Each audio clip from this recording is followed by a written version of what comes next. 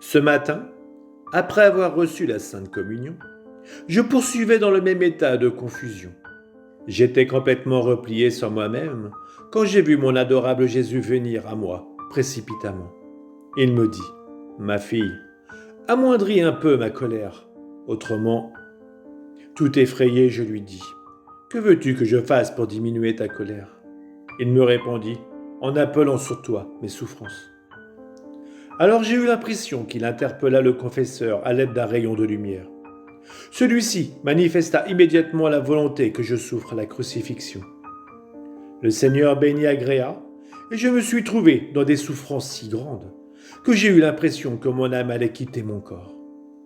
Quand je me suis senti sur le point de mourir, et que je me réjouissais parce que Jésus allait recevoir mon âme, le confesseur m'a dit « Assez ».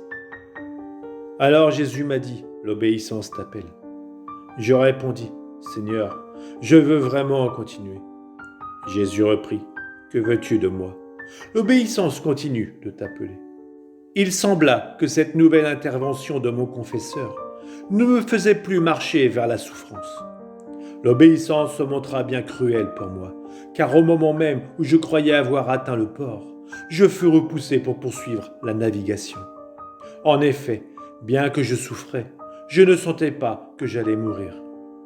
Mon bon Seigneur me dit, « Ma fille, aujourd'hui ma colère avait atteint ses limites, à tel point que non seulement j'aurais détruit les plantes, mais aussi le genre humain lui-même. Si tu n'avais pas amoindri ma colère, c'est ce qui serait arrivé.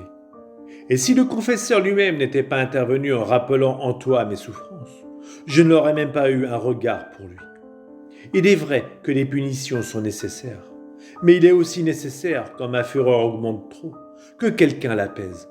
Autrement, j'enverrais beaucoup de punitions. » Puis il me sembla voir Jésus bien fatigué se plaindre en disant « Mes enfants, mes pauvres enfants, comme je vous vois appauvris. » Puis à ma surprise, il me fit comprendre qu'après s'être un peu calmé, il devait poursuivre avec les punitions.